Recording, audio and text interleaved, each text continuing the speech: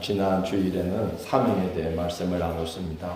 생명을 주신 이유는 그 생명을 잘 사용하여 감당해야 될 일이 있기 때문이다. 사명이 있기 때문에 생명을 지켜주고 계신 것이다. 성도로서 감당해야 할 어떤가는 사명은 예배다. 하나님은 신령과 진정으로 예배하는 자들을 찾고 계신다고 했습니다. 예배 드릴 때 하나님은 사명을 감당할 수 있도록 하늘의 신령한 복과 땅의 기름진 복을 준비하십니다.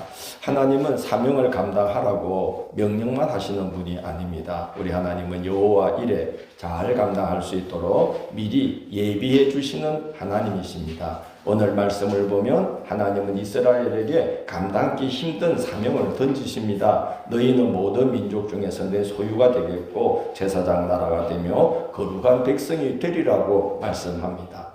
내 소유가 되겠고, 이 구절이 세번역 성경에는 이렇게 기록되어 있습니다. 너희는 나의 보물이 될 것이다. 이렇게 기록되어 있습니다. 그리고 약속하시기를 제사장 나라가 되며 라고 말씀합니다. 제사장은 누굽니까? 사람들을 하나님께로 이끄는 인도자요 중보자입니다.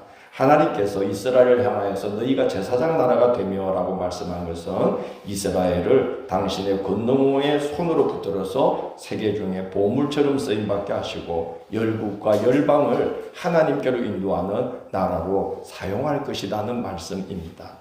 이스라엘 백성들은 모세를 통해 하나님의 약속의 말씀을 받았습니다. 그 말씀을 받았을 때 이스라엘 백성들은 속으로 무슨 생각을 했을까? 저도 생각을 해봤어요. 아마 속으로 다들 택도 없는 말씀이다 그랬을 것 같아요. 왜냐하면 당시 이스라엘의 형편이 뭐 세계의 보물이 되고 제사장 나라가 되고 이런 형편이 전혀 아닙니다. 출애굽기 19장 1절 오늘 말씀 읽은 부분의 그 1절이 그 이스라엘의 형편이 어떠한지를 기록해 놓고 있어요. 출애굽기 19장 1절 생명의 말씀 1번을 보면 이렇게 기록되어 있습니다. 이스라엘 자손이 애굽 땅을 떠난 지 얼마가 되었다 그러죠? 3개월이 되던 날 그들이 시내 광야에 이르렀을 때에 하나님이 이 명령을 내리신 겁니다. 그러니까 불과 3개월 전만 해도 이스라엘은 애굽에서 종살이를 하고 있었다는 겁니다. 애굽에서 노예로 430년을 지냈습니다. 여러분, 사람이 노예로 430년을 지내면 그 공동체는 뼛속까지 노예가 되어 있다고 봐야 됩니다. 신년 첫날 저희 가족 사모님하고 저하고 한결이 삼천포를 다녀왔어요. 회를 떠서 저녁에 아버님, 어머님 함께 저녁 식사하려고 저희네와 한결이가 삼천포를 갔다가 해 뜨기 전에 시간이 있어서 이제 카페에 갔습니다. 카페 갔는데 주만치 자리에 우리하고 똑같은 가정이 있었어요. 부부가 왔고 한결이 정도의 딸이 거기 앉아 있는데 엄마하고 딸이 나란히 앉아가지고 다정스럽게 계속 폰을 보고 있었습니다. 그 많은 편에 이제 남편이 아빠가 앉아 있는데 이 아빠는 나이가 저 정도 됐어요. 그러니까 폰 보는 게 뭐 그렇게 이렇게 익숙지 않죠. 한참을 우두커니 이렇게 앉아 있다가 뭐 폰만 계속 보고 있으니까 이 아빠도 마지못해 이제 폰을 꺼냈다가 덮었다가 꺼냈다가 덮었다가 대화 한마디 없이 한참을 그러고 있었어요. 그래서 우리는 분석을 했습니다. 왜 저럴까? 아마 아빠가 열심히 일만 하다 보니까 아침이건 저녁이건 애를 제대로 볼 틈이 없어가지고 이렇게 얼굴을 바로 찍고 나니까 애가 굉장히 불편해하는 것 같다. 뭐 이런 분석도 하고 우리는 계속 이야기를 하고 있었어요. 지금 왜 저럴까 이렇게. 스마트폰이 나온 지 얼마 안 되죠. 지방 목회자들이 승합차를 타고 어딜 갔는데 한 분이 폰을 꺼내더니 이 핸드폰은 극장 예약도 돼 그러는 거예요. 다들 에이 말도 안 된다 해도 그 뭐 하려고 그걸로 예약을 해 가면 표 끊으면 되지 그랬어요. 그때가 2010년 정도였습니다. 그때 다들 어떤 폰을 쓰고 있었냐면요. 화면이 손가락 2마디 정도 되는 거고 밑에 이렇게 뭐를 뚜껑을 열면은 이게 번호가 다 있어가지고 그걸 이제 눌러서 이렇게 전화할 때인데 이걸 갖고 뭐 극장 예약이 된다는 거예요. 지금은 극장 예약 정도가 아니죠. 이걸로 쇼핑을 다 하지 않습니까? 이제 한 15년 정도 지난 거죠. 지금 지하철 타면 사람들이 거의 다 폰을 보고 있습니다. 한 5년, 6년 전이네요. 우리가 학생들 데리고 그때 아마 우리 지우도 갔나요? 서울에 그 위인가요? 연세대 가고 했던 그 선배들인가? 선배들 위에 재열이가 갔나? 그래요. 재열 있고 동기들 한겸 있고 또래들이 우리 같이 이제 뭐 서울에 있는 대학도 가고 뭐 박물관도 가고 선교 여행을 다녀왔어요. 애들하고 같이 지하철을 탔어요. 처음에 딱 타니까 애들이 서로 막 우리 이야기 하더라고요. 근데 조금 있으니까 전부 다 폰을 꺼내더니 폰을 딱 보고 있어요. 지방에서 올라온 거 티 안 내려고. 그래서 환경을 따라가는 거죠. 환경을. 여러분 생각해 보십시오. 이스라엘이 430년을 노예로 있었다는 거죠. 430년. 우리가 지금 15년 정도 폰을 썼는데 그게 완전히 지금 젖어서 살아가는데 430년을 노예로 있었다는 것은 노예의 근성, 노예의 모든 게 뼛속까지 새겨져 있어요. 근데 이제 탈출한 지 겨우 얼마 됐어요? 3개월 된 사람들에게, 그것도 이 광야 저 광야, 나라도 없이 땅도 없이 떠도는 백성들에게 하나님은 말도 안 되고 택도 안 되는 소리를 하는 거예요. 너희는 나의 보물이 될 것이며 너희는 제사장 나라가 되며 거룩한 백성이 되리라. 그러니까 누가 지금 아멘 하셨는데 그 백성들은 아멘 할 수가 없어요. 택도 아니다 이러죠. 지금 형편이 그게 아닙니다. 그러나 하나님은 절대로 시건치 아니하시는 분이시고 말씀하신 대로 반드시 성취하시는 분이시죠. 하나님은 그 사실을 이렇게 말씀합니다. 이사야 55장 10절로 11절 생명의 말씀 2번이에요. 같이 한번 읽어보겠습니다. 비와 눈이 하늘로부터 내려서 거리로 되돌아가지 아니하고 땅을 적셔서 소출이 나게 하며 싹이 나게 하여 파종하는 자에게는 종자를 주며 먹는 자에게는 양식을 준과 같이 내 입에서 나가는 말도 이와 같이 헛되이 내게로 되돌아오지 아니하고 나의 기뻐하는 뜻을 이루며 내가 보낸 일에 형통함이니라. 아멘. 하나님이 하늘에서 비를 내려주실 때 그냥 내려주시는 게 아니라 반드시 목적한 바를 다 이루고 하늘로 그 비가 돌아오게 하듯이 하나님이 말씀을 꺼내셨을 때는 절대로 식은 거짓말하지 아니하시고 그 말씀을 다 이루신 다음에 형통케 하시는 역사가 있다는 것입니다. 하나님은 여호와 이레, 예비해 놓으시는 하나님, 준비해 놓으시는 하나님이십니다. 제사장 나라가 되며라는 사명을 던져 놓으시고 너희들 알아서 사명 감당해 그러지 않습니다. 하나님은 나라를 이루고 제사장 나라가 되도록 430년 전부터 하나님은 본격적으로 시작을 하셨다는 거예요. 오늘도 우리 성가대 그 찬양 중에 시작됐네. 그 다음 뭐죠? 있어요. 시작됐네. 그 부분을 제가 듣는데 가슴이 뭉클했어요. 시작된 줄로 믿습니다. 하나님의 역사. 새일 시작됐네. 그게 오늘 너무나 은혜를 받았어요. 하나님은 너희가 제사장 나라가 되며라고 선포만 하시고 알아서 해라 그러지 않고 430년 전부터 시작하셨다는 거예요. 여호와에게. 여러분 나라가 되려면 제일 먼저 뭐가 있어야 될까요? 그렇죠. 우리 대한민국이 지금 기술력, 경제력, 국방력 세계 10위권 안에 들어요. 특히 문화 파워는 엄청나요. K-컬처, K-푸드, K 뭐 다. 그래서 이제 K라는 이 알파벳을 한국이 독점을 했다라는 말이 나올 정도로 타의 추종을 불허함에도 불구하고 세계 석학들이 한국 미래를 바라보는 전망은 밝지가 않아요. 위험하다고 그래요. 왜 그렇죠? 인구가 줄고 있다. 그리고 인구 대비가 너무 불균형하다는 거예요. 그리고 너무 수도권에 집중되어 있다는 거예요. 제가 북유럽 가서 놀란 거는 그 시골로 이렇게 기차를 타고 가는데 가이드가 한 30호 모여있나요? 목사님들 저기 저 마을에 지금 세계의 유수 상품들에 들어가는 상품을 생산하지는 않지만 유통하는 기업이 있습니다. 그러더라고요. 그래서 거기는 사람들이 노트북 하나 탁 들고 가면 우리나라 배 하나 파는 돈을 벌고 온대요. 그게 진짜 선진국 같아요. 도두로 편만하여 퍼져서 고루 이렇게 잘 살고 있더라고요. 한국은 이게 문제예요. 집중화되어 있고 불균형하고 그나마 인구가 계속 줄어들어 가고 있습니다.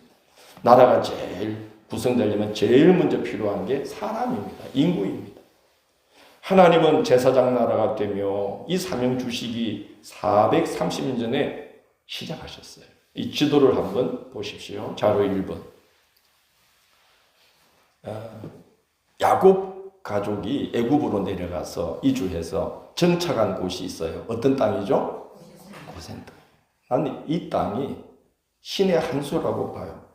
농경 사회인 애굽 사람들에게는 이 고센 땅이 별로 가치가 없어요. 그런데 가축을 키우는 유목민인 이 야곱 가족에게는 끝없이 초지가 펼쳐져 있는 황금 벌판입니다. 나일강 하구의 삼각주 지대예요. 나일강이 해마다 범람하면서 기름진 흙을 계속 이 고센 땅으로 보내주는 거예요. 매년 따박따박 보충이 되는 거예요. 여기에 애굽의 야곱 가족이 몇 명이 이주하는지 아시죠? 70명이 내려왔어요. 70명이. 기하급수적으로 불어났어요. 그래서 나중에 애굽 왕조가 이들이 전쟁이 나면 적군의 편을 들면 우리 왕조가 무너지리라 해서 힘을 못 쓰게 학대를 시작할 정도로 폭발적인 인구 증가가 일어났습니다. 고센 땅이 아니면 불가능한 일이에요. 70명이 400여 년 만에 200만 명이 될 정도로 인구 폭발이 일어났어요. 땅도 땅이지만 하나님께서 나라를 이루게 하시려고 생육하고 번성하고 땅에 충만하게 해주신 거예요. 땅도 땅이지만 하나님이 막 복을 부어주신 거예요. 인구를 폭발적으로 늘어나게 하신 거예요. 뭘 이루시려고? 나라를 이루게 하려고. 하나님은 말씀만 하고 알아서 하라고 그러지 않습니다. 여호와 이래. 그 말씀하신 걸 이루기 위해서 하나님은 시작하시는 분입니다. 나라가 세워지고 유지되려면 또 뭐가 필요합니까? 법이 필요하죠. 이스라엘은 제사장 나라가 되고 거룩한 백성이 되어야 하니까 하나님 나라의 모습을 만방에 보여줄 수 있는 법이 필요한 거예요. 하나님의 법. 그게 율법이요 계명입니다. 하나님은 그것도 다 준비해 놓으셔요. 그건 우리가 다음 주일에 말씀을 나누도록 하겠습니다. 그리고 나라가 구설되려면 반드시 필요한 것이 또 있습니다. 뭘까요? 지금 러시아와 우크라이나가 전쟁합니다. 캄보디아와 태국이 전쟁을 합니다. 인도와 중국이 국경 분쟁이 끊이질 않아요. 중국이 대만을 삼키려고 호시탐탐 노리고 있어요. 트럼프는 그린란드를 미국 땅으로 만들려고 하고 있어요. 이유가 뭐겠습니까? 뭘 넓히려는 거겠습니까? 영토를 넓히려고 하는 것입니다. 우리나라가 지금 휴전선으로 분단되었어요. 그래서 섬 아닌 섬 같은 나라가 되었는데도 이렇게 세계적 위상을 떨치는데 여러분 통일되면 얼마나 좋을까요? 아마 국가의 체급이 달라질 거다. 그런 생각입니다. 우리 통일 위해서 계속 기도합시다. 우리 자녀들 때 우리는 못 보더라도 이루어지면 얼마나 좋겠어요. 한국에 거의 정체되어 있는 문제가 다 해결된다고 봐요. 하나님은 이스라엘을 만방에 하나님 나라의 모습을 드러내는 제사장 나라로 세울 계획을 가지시고 그에 걸맞도록 그에 걸맞는 제사장 나라가 되기에 합당한 땅을 준비하시는데 그것도 신의 한 수인 것 같아요. 여러분 이 지도를 한번 보십시오. 이게 지금 이제 국가들이 나와 있는데 위치는 똑같아. 저 빨간 점 안에 가나안 땅이 있고 지금 이스라엘이 있어요. 이 가나안 땅에 대해서 하나님께서 말씀을 하실 때 자주 언급하는 표현이 있어요. 젖과 꿀이 흐르는 땅이다. 왜 그런 거 하네요. 사실 가보면 척박해요. 그런데 왜 젖과 꿀이 흐르느냐? 그거는 위치 때문인 거예요. 지도를 보면 당시 가나안 남쪽에는 이집트, 지금 수단에 해당하는 구스, 그리고 에티오피아, 그리고 지금 리비아에 해당하는 구레네가 밑에 나라를 이루고 있었고요. 그 가나안 땅 북쪽에는 아수르, 바벨론, 지금 튀르키예에 해당하는 리디아, 바사, 그리고 앞으로 그리스 로마가 태동을 하게 되는 겁니다. 여러분, 이들이 남북의 나라들이 오가려고 하면은 이쪽은 뭐가 있어요? 바다. 저쪽은 뭐예요? 사우디 아라비아의 뭐예요? 사막. 그러니까 남북 나라들이 서로 오가면서 교류를 하려면 딱 이 길목을 통과해야 되는 거예요. 어느 땅이에요? 가나안 땅을 통과해야만 하는 것입니다. 왜 하나님은 이스라엘을 이 땅으로 이끌려고 하시겠어요? 그 길목에 뭐가 있기 때문이죠? 감당해야 될 사명이 있기 때문에. 무슨 사명일까요? 우리 다음 자료를 한번 보겠습니다. 이 자료는 이제 오늘 보여드리는 이 자료들은 제가 2년 전에 태국에 가서 거기 라오조 원주민 목사님들이 막 급하게 그냥 안수받아서 파송을 했기 때문에 성경을 잘 모르신대요. 그래서 제가 가서 창세기에서 계시록까지 3일 동안 한 하루에 열 몇 시간을 성경의 맥을 짚어드리고 오면서 이제 제가 만든 자료예요. 그래서 구약 성경의 큰 맥락을 제가 이제 짚어주고 왔는데, 이 자료를 잘 보시면 가나안 땅에서 이스라엘이 감당해야 될 사명이 있어요. 한 사람을 택하여 믿음의 가문을 세우고, 한 사람이 누굴까요? 아브라함이죠. 이게 창세기예요. 그 다음에 그 가문을 통해서 믿음의 나라를 세우게 했어요. 그게 이제 출애굽기, 레위기, 민수기, 신명기, 여호수아. 그리고 그 나라를 세워서 세상 만민이 그 나라를 어떻게 하는 거예요? 보는 거예요. 보는 거예요. 그래서 보여주는 사명이 있어요. 하나님 나라를 보여주라는 거예요. 그래서 세계 만민이 그 길목을 오가면서, 오르내리면서, 무역하려고 오가면서 그 나라를 보고, 이야, 이 나라는 우리와 다르다. 어쩜 이렇게 거룩하고, 어쩜 이렇게 아름답고, 어쩜 이렇게 잘 살고, 어쩜 이렇게 우리와 차원이 다른 나라인가. 그 가만히 보니까 그 나라는 누굴 믿어요? 하나님을 믿어. 그리고 그 나라는 법이 자기들하고 달라. 율법이야. 하나님의 법이야.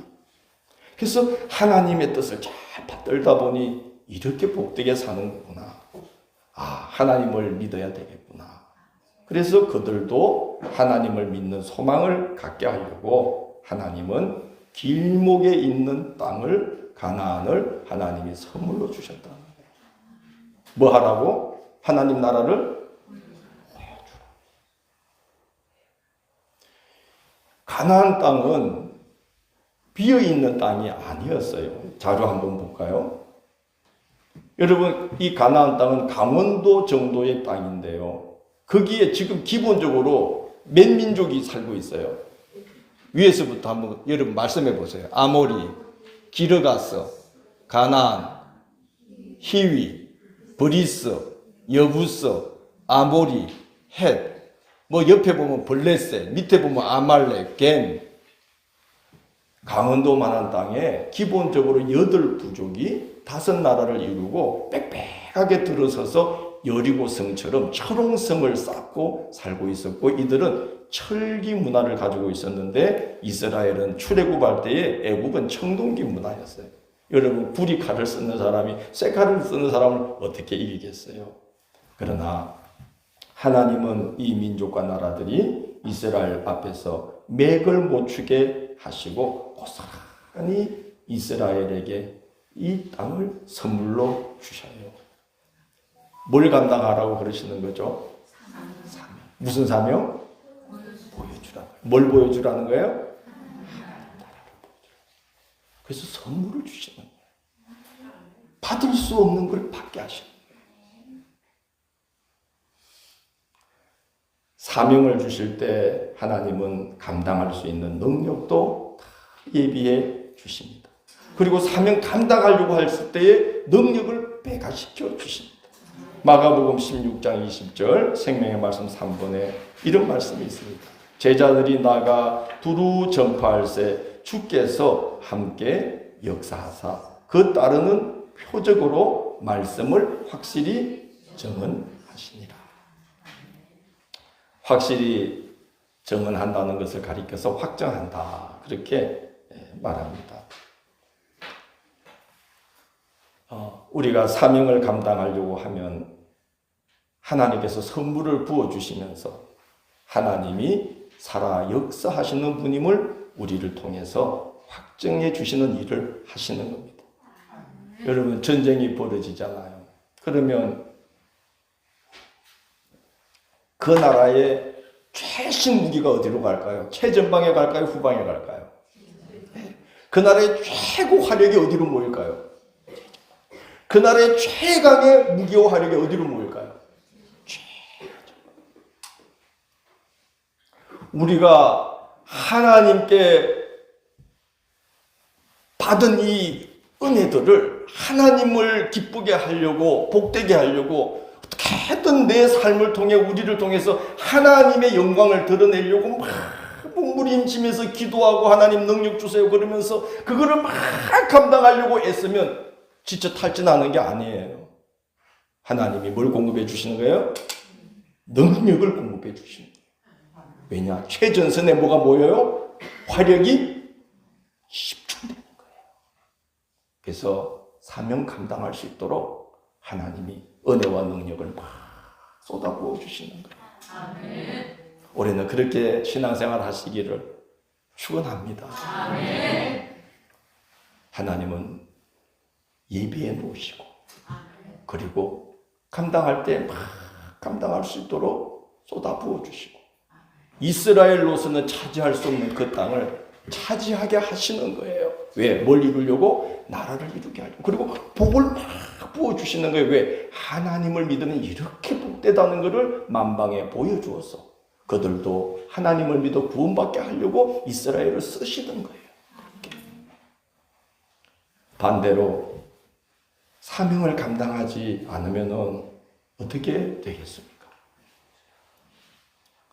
사명을 감당하라고 준비해 주시고 선물로 주셨던 것들을 거두어 가실 수 있어요. 우리 자료 한번 보시죠. 자, 사명을 망각하면 어떻게 된다고 그래요? 환수가 뭡니까? 예, 가져와. 가져와. 내가 줬는데 네 거 아니야. 이거 내 거야. 다시 내가 거둬들인다. 환수. 저 그림은 뭘 것 같습니까?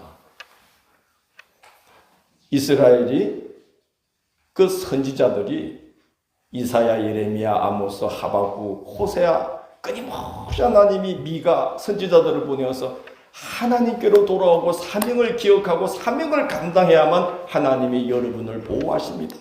라고 그렇게 외쳐도 듣지 않고 사명을 망각하고 이웃 나라들과 똑같아져 버린 거죠. 그래서 하나님께서 바벨론을 몽둥이로 써서 기원 전 588년에 예루살렘을 다 불태우고 이스라엘 백성들이 다시 지금 바벨론으로 포로로 끌려가는 모습이에요. 하나님은 이스라엘을 애굽의 종살이에서 건져주셨어요. 건져주셨어요.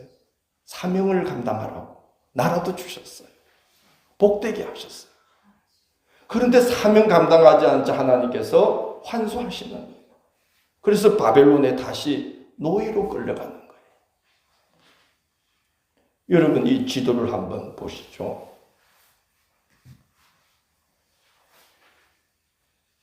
저기 있는 나라들이 아수르, 메데, 바벨론, 바사, 밑에는 애굽.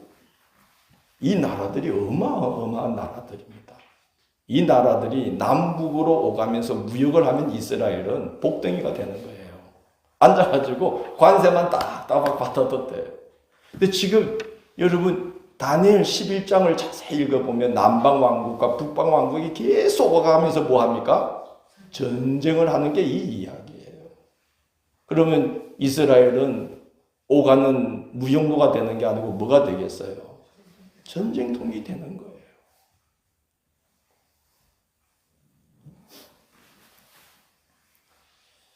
하나님은 그 주셨던 것을 이스라엘로 하여금 다 거두어 가셨어요. 땅을 거두어 드리고 다시 노예가 되게 하셨어요. 12지파 중에 11지파가 사라지고 딱 한 지파만 살아서 돌아와요. 어느 지파예요? 유다 지파만. 2만 명. 아까 몇백만 명이었죠? 200만 명. 몇 명으로? 여러분, 우리가 성경은 역사입니다. 그래서 진리입니다. 정확하게 보여줍니다. 하나님은 이스라엘이 가나안 땅에 들어갈 때에 너희가 가나안 족속과 똑같아지면 내가 너희에게 주었던 것을 다 거두어 가실 거라고 경고하셨어요. 레위기 18장 24절로 28절 생명의 말씀 4번 우리 같이 한번 공독해 봅니다. 너희는 이 모든 일로 스스로 더럽히지 말라. 내가 너희 앞에서 쫓아내는 족속들이 이 모든 일로 말미암아 더러워졌고 그 땅도 더러워졌으므로 내가 그 악으로 말미암아 벌하고 그 땅도 스스로 그 주민을 토하여 내느니라. 너희도 더럽히면 그 땅이 너희가 있기 전 주민을 토함같이 너희를 토할까 하노라.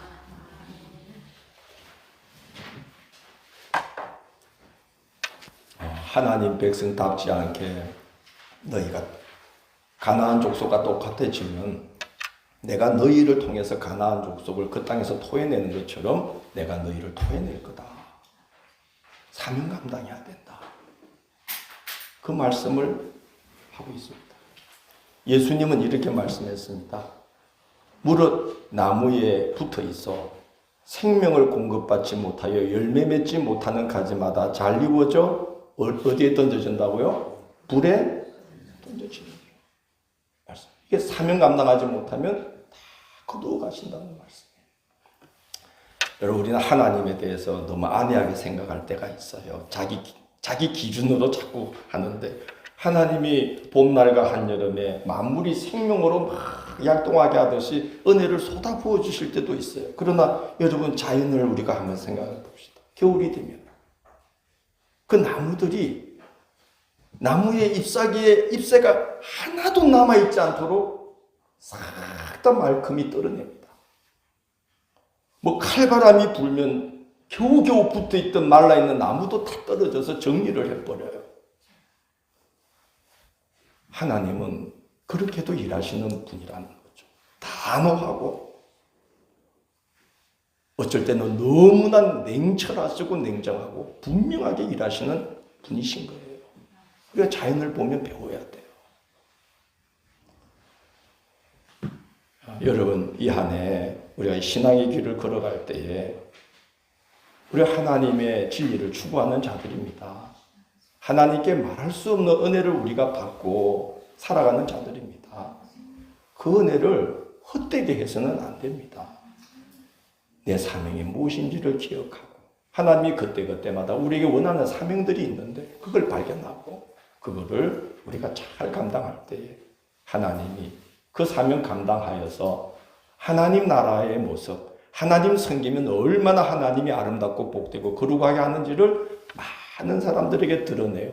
그들도 하나님을 믿고자 하는 마음을 얻어 구원받게 하는 일에 우리를 써주시는 것입니다. 은혜를 부어주시는 것입니다. 우리는 그렇게 그런 하나님을 만나며 살게 되기를 원합니다. 한겨울에 칼바람을 불어서 잎사귀 하나 남지 않게 싹 다 떨어뜨리시고 겨우 붙어있는 나뭇가지까지 말라버린 나뭇가지를 칼바람으로 잘라내서 정리하는 그런 하나님을 대면해서는 안 되리라고 생각을 합니다. 우리는 사명자고 부름을 받았습니다. 사명자. 올 한 해 마음 가다듬고 이 한 해의 첫날부터 우리는 한 걸음 한 걸음 믿음의 걸음을 진중하게 한 걸음 한 걸음 잘 내딛으며 걸어가시기를 주의 이름으로 축원합니다.